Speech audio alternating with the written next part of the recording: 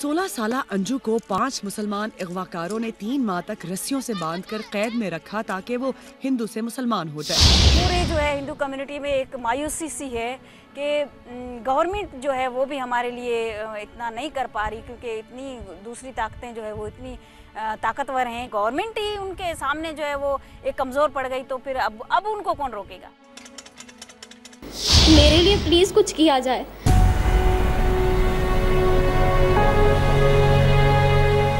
बच्चे कहीं के भी हों, रोते हुए अच्छे नहीं लगते।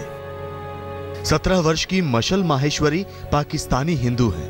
पाकिस्तान में हिंदू होने की मुसीबतों को सहा तो भविष्य के लिए भारत दिखा, लेकिन पाकिस्तानी होने की सजा आज मशल के सपनों को मिल रही है। वो डॉक्टर बनना चाहती है, लेकिन नियम कहते हैं कि वो भारत में पढ़ाई नहीं कर सकती। प्रॉब्लम ये है कि हम लोग फॉरेनर्स हैं और AIPMT में जो कंडीशंस थी वो इंडियंस के लिए थी और OCI के लिए थी, तो हम लोग तो दोनों कैटेगरीज में नहीं आते। बच्चों की पढ़ाई नहीं है, साड़ा शमशान नहीं है, साढ़े कार नहीं हैं, जोड़ा साड़ा अपना शमशान भूमि है आता वो भी मुसलमान चारों गिरद कब्जा कर चुके हैं। हस्तियाँ वास्ते असी पहले पुलिस बुलाने, पहले घाट बुलाने, उन्हें तदाबीर अमनीत लपड़े, उस तो बाद असी अपनी हस्ती ले जाने संस्कारने, वो भी जब निकलने गालां भी खाने तो वट्टे भी मार दें। बांग्लादेश में हिंदू आबादी किस तरह से कम हुई है ये देखकर आज आप चौंक जाएंगे। 1947 में भारत और पाकिस्तान के बंटवारे के वक्त बांग्लादेश को पूर्वी पाकिस्तान कहा जाता था और वहां हिंदू आबादी करीब 28% थी। जी हां, 28%। 1971 में बांग्लादेश बनने के बाद 1981 में वहां जो पहली जनगणना हुई उसमें हिंदू आबादी सिर्फ 12% रह गई। इसके बाद बांग्लादेश में वर्ष 2011 में जो अगली जनगणना हुई है उसके मुताबिक हिंदू आबादी अब 9% से भी कम रह गई। ये तीनों राष्ट्रों के अंदर जो धार्मिक प्रताड़ना के आधार पर 6 धर्म समुदाय जिसका मैंने नाम कहा वो लोग भारत में आए हैं, उन लोगों को भारतीय नागरिकता देने के लिए प्रस्ताव है। This is reasonable ground for classification. 1977 में बांग्लादेश के संविधान से सेकुलरिज्म शब्द हटा दिया गया और 1988 में बांग्लादेश ने खुद को इस्लामिक देश घोषित कर दिया। बांग्लादेश के तालिबानीकरण का खालिदा जिया की पार्टी बांग्लादेश नेशनलिस्ट पार्टी, जो इस वक्त प्रमुख विपक्षी पार्टी है, उसने खुलकर समर्थन किया और इस दौरान बांग्लादेश की कट्टरपंथी पार्टी जमात इस्लामी ने हिंदू अल्पसंख्यकों को लगातार निशाना बनाया। तो मैं इस सदन को विश्वास दिलाना चाहता हूं, किसी को अन्याय नहीं होगा, होगा तो न्याय ही होगा और उन लोगों के साथ न्याय होगा जो 70 साल से न्याय की राह देखकर बैठे। 1971 के दौरान पाकिस्तानी सेना और कट्टरपंथियों ने इस तरह का नरसंहार और अत्याचार किया जो दक्षिण एशिया में शायद ही इससे पहले कभी देखा गया हो।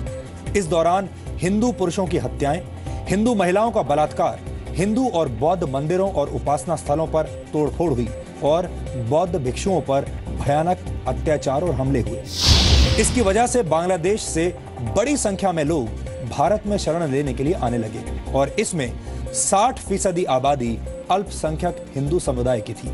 हालत यह हो गई थी कि बांग्लादेश बनने के बाद जब वर्ष 1981 में बांग्लादेश की पहली जनगणना हुई तो उस जनगणना में करीब 5 करोड़ हिंदू आबादी गायब थी। मैं छोनीमला बेलीराम चौक में रहता हूँ। हाँ जी। कब आए हैं अफगानिस्तान? अफगानिस्तान से 2012 को आया हूँ मैं। वहाँ कहाँ रहते थे? वहाँ शोर बाजार में रहते थे, अफगानिस्तान काबुल। क्यों आए थे यहाँ पे? यहाँ आए थे जी कि बड़ी हमारे साथ बेइंसाफी नहीं, बहुत परेशानी में डाला हुआ था। वो कहते थे हमें लड़कियाँ दे दो, फिर कोई मर जाता था उनको संस्कार करने नहीं देते थे। अफगानिस्तान में क्या हिंदुओं को, क्या सिखों को भी जलाने नहीं देते थे। सिखों को छोड़ो, हिंदुओं को ही नहीं जलाने देते। मंदिर गुरुद्वारे सब है हमारे अफगानिस्तान में। अपना सब हम प्रॉपर्टी छोड़ के आए हैं। मैं आया तो मेरी उम्र 29 ईयर्स थी, आज मेरी उम्र 69। बहुत सारे लोगों के ख्याल से कि ये अफगानी हिंदू सिख भारत की संस्कृति का एक हिस्सा हैं, पर इत्थे आके उस तरह नहीं मिलिया उन्होंने। मैं तो 4 साल दी तद इत्थे आई हाँ। तो जैसे कि वहाँ पे लड़ाई भी चल रही थी, कुछ काम भी नहीं, लाइफ भी नहीं है। 1993 आए सी इधर, बहुत ज़्यादा मुश्किल सी ताई असीं आए, लड़ाई वगैरह हो रही सी, बम फट रहे सी। साड़ी वड्डी दिक्कत सी, साढ़े बच्चे जड़ा 4 साल का बच्चा है, 5 साल का बच्चा है, वो 35 साल का हो गया है, वो कोल आइडेंटिटी नहीं है, वो किसी जॉब नहीं कर सकता, कोई अच्छे कॉलेज दाखला नहीं ले सकता। जो वैलिड वीज़ा असीं लैंदे सी ते अगे वो फाइल नहीं होंदी सी, वो साल निकल जाता सी, 1 साल का वीज़ा देंदी सी, वो साल निकल जाता सी, वो जी फाइल है पुरानी कैंसल हो जाती सी। मुसलमान इतने कोई रिफ्यूजी नहीं, अगर हैं भी बहुत घट गिनती च फिर हिंदुस्तान की जी जिम्मेवारी एक बनती है अपने हिंदू सिखा वास्ते, बनती है बोधियां वास्ते, सिखा वास्ते, जिन्हों का कोई होर घर नहीं, और मुसलमानों को तो सारी कंट्रियां। ये बिल कहीं पर भी 0.001% भी इस देश की माइनॉरिटी के खिलाफ नहीं। और आज एक बार फिर बीजेपी ने मास्टर स्ट्रोक यहां पर लगाया है। राज्यसभा में नागरिकता संशोधन बिल पास करवाकर नागरिकता बिल पास हो गया है, राज्यसभा से भी पास कर दिया गया है। कुल सदस्य संख्या इस वक्त जो थी राज्यसभा में वो 230 वोट पड़े हैं, उसमें से बहुमत 116, बिल के साथ 125 और बिल के खिलाफ 105। Celebrations broke out across the country from Jaisalmer to Kolkata to Amritsar. Refugees hailed the historic bill. Around 140 families of Hindu refugees from Pakistan who stay in the Majnu Ka Tila area in Delhi also celebrated the Citizen Amendment Bill. Pakistani Hindu refugees in Jaisalmer of Rajasthan also celebrated after Parliament passed the bill.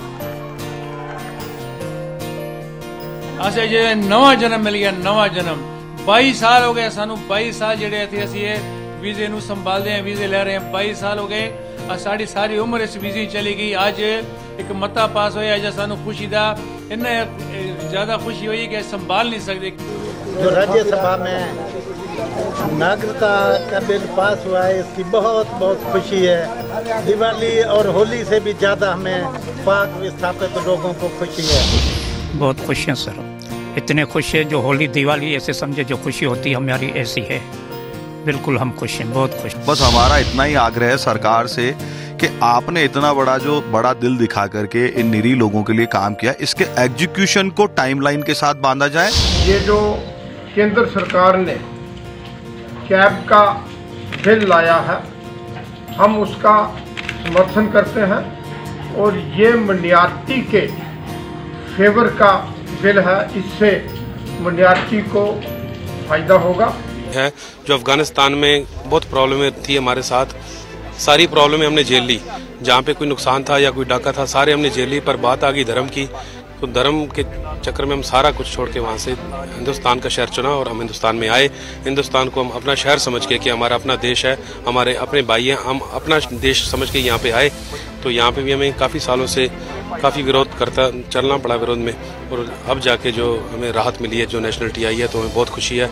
इसके बाद हम चाहते हैं कि हम एक समझ लो हिंदुस्तान में जब रहेंगे तो एक हिंदुस्तानी की तरह रहेंगे। हमें कोई ये नहीं कहेगा कि आप विदेशी हो या कहीं और से आए हो। हमारी सारी प्रॉब्लमें सॉल्व होंगी। हमें कोई पासपोर्ट की ज़रूरत होती है या कोई आधार कार्ड या कोई भी हमें ID प्रूफ की ज़रूरत होती है, सब बनेंगे। और आज से हमें जो नागरिकता मिली है, इस बात की हमें बहुत खुशी है और सरकार का हम एक बार फिर बहुत बहुत धन्यवाद करते हैं। आप लोग यहाँ पर कब आए थे इंडिया के अंदर? हम लोग 92 से 95 तक सारे लोग आए थे तकरीबन। जो यहाँ पे जितने भी अफगान सिख बरादरी थी, तो वो 92 से लेकर 95 तक यहाँ इंडिया में आए थे। क्या कौन कौन सी परेशानियों का अभी तक सामना करना पड़ता था आपको?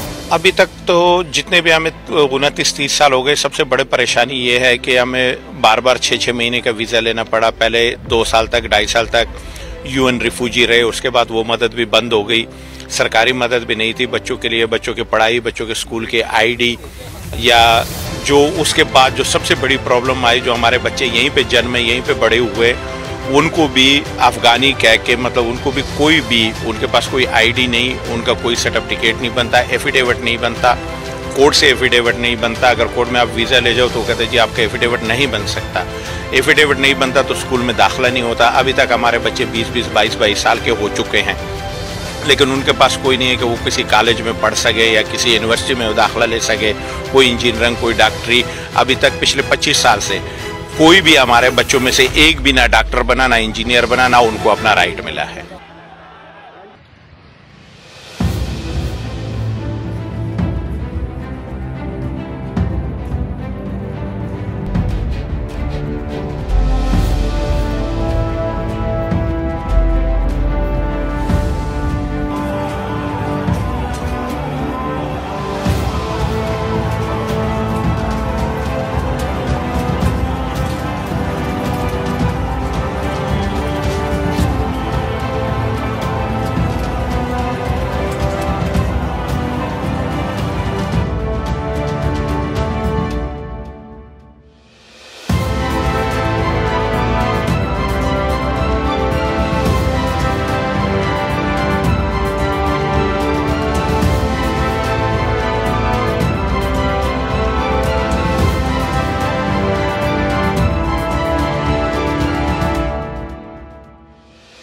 देखो ये साडे वीर ने ये भी नागरिकता मंगते सी, अज मैंने को नहीं हैगी, हुण मिलूगी।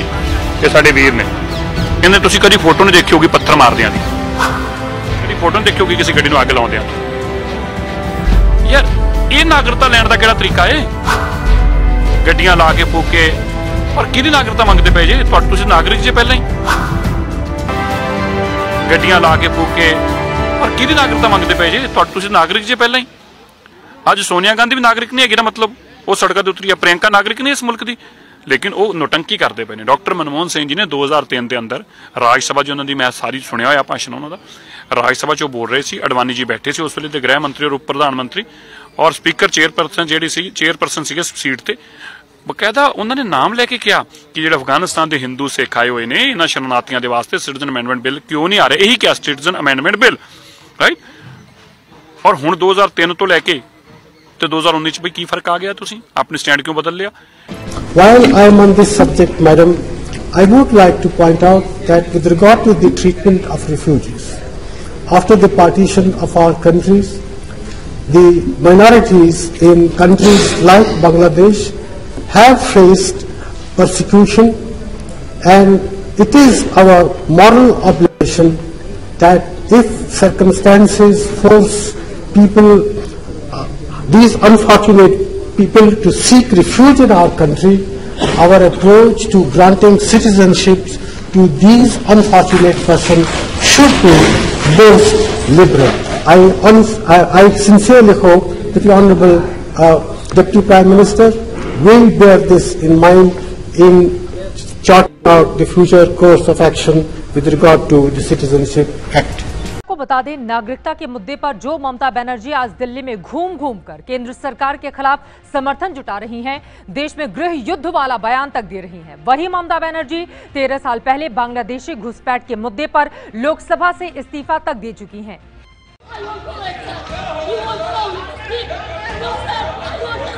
जब इस स्वरूप इलाज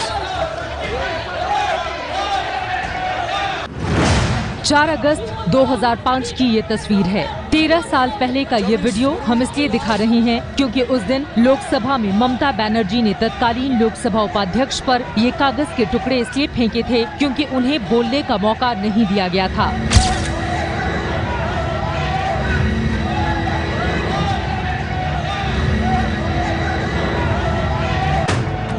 असल में ममता बनर्जी उस दिन लोकसभा में घुसपैठ के मुद्दे पर बोलना चाहती थी, लेकिन इजाजत नहीं मिली और वो संसद में ही रोने लगी।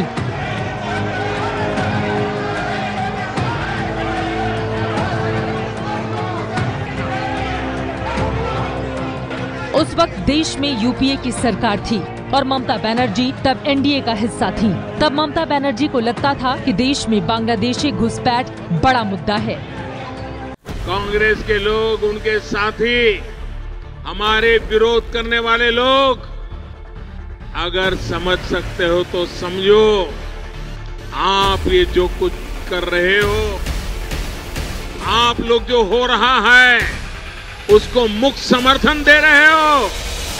आज जो ये आगजनी फैलाने के प्रयास हो रहे हैं उसको आप आंखें बंद कर करके मुंह मोड़ लेते हो। देश उन्हें देख रहा है और देश का विश्वास पक्का हो जा रहा है। इन दृश्यों को देख करके पक्का हो रहा है कि मोदी ने, देश की पार्लियामेंट ने, भारत की सरकार ने नागरिकता का कानून बना करके देश को भी बचा लिया है। बिल्कुल सही एक्शन है सरकार का। जय हिंद है मोदी जी को। इस बात के लिए मैं सैल्यूट करती हूँ सरकार को कि बिल्कुल सही निर्णय लिया है। ये नागरिकता कानून का विरोध है ही नहीं। इनको ये फ्रस्ट्रेशन है कि 370 एब्रोगेशन हो गया, इनको ये फ्रस्ट्रेशन है कि राम मंदिर के फेवर में जजमेंट आ गया, इनको ये फ्रस्ट्रेशन है कि ट्रिपल तलाक के खिलाफ ये लोग कानून ले आए। कोई नागरिकता कानून का विरोध नहीं है। कोई भी पढ़ा लिखा इंसान अगर सिटीजनशिप अमेंडमेंट एक्ट उठा के पढ़ ले, मैंने आपको क्या बताया कि सिर्फ उनको बेचारों को 5 साल का रिलीफ दिया गया है और उनको कोई स्पेशल प्रिविलेजेस नहीं दिए गए हैं। हमारे संविधान में उनको माइनॉरिटी का दर्जा दिया गया ना, उनके भी राइट्स प्रोटेक्ट किए गए ना, तो वही राइट्स जब आपको मिलते हैं तो वो आपको कॉन्स्टिट्यूशनल लगते हैं, और वही राइट्स अगर दूसरे प्रोसिक्यूटेड लोगों को मिलते हैं तो वो आपको अनकॉन्स्टिट्यूशनल लगते हैं। अगर ये नागरिकता कानून का विरोध है, बस अल्लाह का नाम रहेगा। इस तरह की वो नात पढ़ रहे हैं, गाना गा रहे हैं, तेरा मेरा एक ही रिश्ता ला इलाहा इल्लल्लाह, ये क्या है? आप मुझे बताइए, नागरिकता में अल्लाह कहाँ से आ गया? नागरिकता में रसूल कहाँ से आ गए? नागरिकता में इस्लाम कहाँ से आ गया? यूनाइटेड नेशन की माइनॉरिटी की डेफिनेशन पढ़िए जाके, नंबर्स के हिसाब से आप माइनॉरिटी कहलाने के लिए क्वालिफाई भी नहीं करते।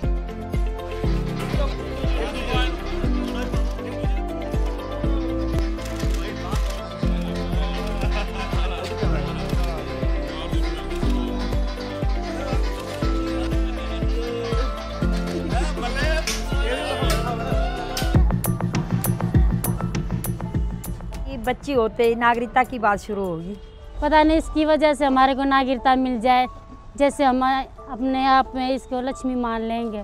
मैंने बेटे का नाम भारत रखा था और बेटी का नाम भारती रखा था, तो भारती भी आ गई भारत में और भारती भी आ गई और ये भारत भी आ गया।